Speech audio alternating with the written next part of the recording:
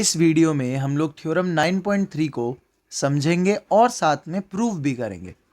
सबसे पहले इस थ्योरम ने हमें क्या बोला है कि the perpendicular from the centre of a circle to a chord bisect the chord. मतलब अब हमारे पास क्या क्या चीज़ें बोली गई हैं, पहले हम इस फिगर में बनाएंगे और फिर उसको हम समझेंगे और फिर प्रूव भी करेंगे। तो सबसे पहले ये हमारे पास सेंटर हो गया। तो हमें क्या बोला गया है कि एक हमारे पास कॉर्ड है, कोई सी भी जगह पर आप एक कॉर्ड बना सकते हैं। तो मैं यहाँ से लेकर यहाँ पर एक क्या बना देता हूँ, कॉर्ड बना देता हूँ। ये बात क्वेश्चन ने हमें बोली है। अब इस वाले पॉइंट को एक नाम दे देते हैं हम, इसे हमने बोल दिया, और इस पॉइंट को एक नाम दे देते हैं ए, इसे बोल दिया बी। अब हमें क्या बोला गया है, अगर सेंटर से कॉर्ड के ऊपर एक परपेंडिकुलर डाला जाए, तो ये हमने एक परपेंडिकुलर डाला। अब अगर परपेंडिकुलर डाला है तो ये कितने डिग्री का होगा, 90 डिग्री का।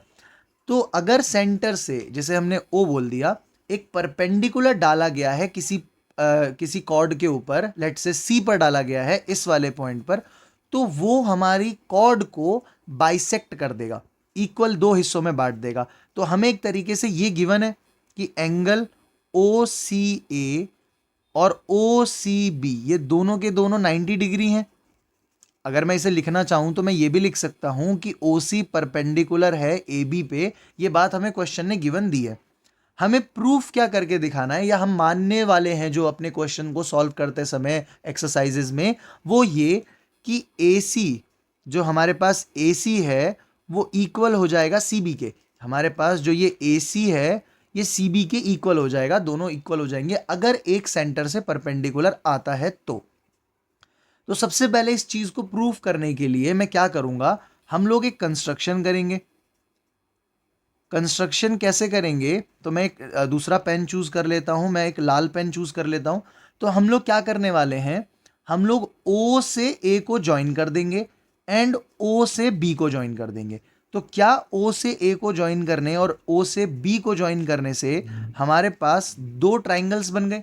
और अगर इन दोनों ट्राइंगल्स को हमने कॉन्ग्रुएंट प्रूफ कर दिया तो सीपीसीटी से एसी और बीसी जो हमारे ये भी इक्वल प्रूव हो जाएंगे।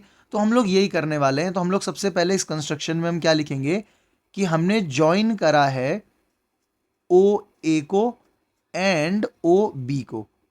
ठीक है, अब हमारे पास प्रूफ क्या क्या है।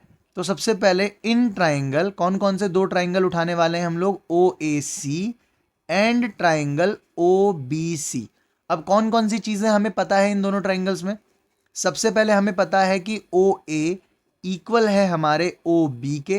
क्यों, बोथ आर रेडियस, दोनों के दोनों हमारे क्या हैं, रेडियस हैं।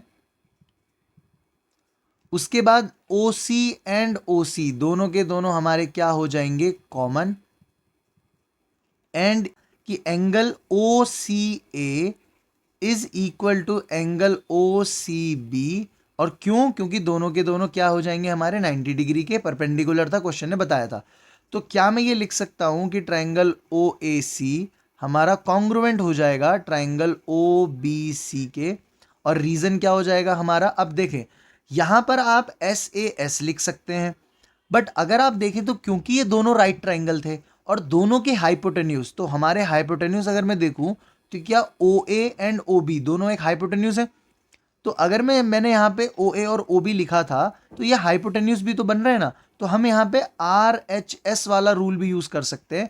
एक हमारा राइट एंगल हो गया जो 90 डिग्री था, एक ओ ए और ओ बी हमारे हाइपोटेन्यूज हो गए, और एक साइड जो थी ओ सी वो ओ सी के बराबर थी। तो आर एच एस का भी रूल लगता है।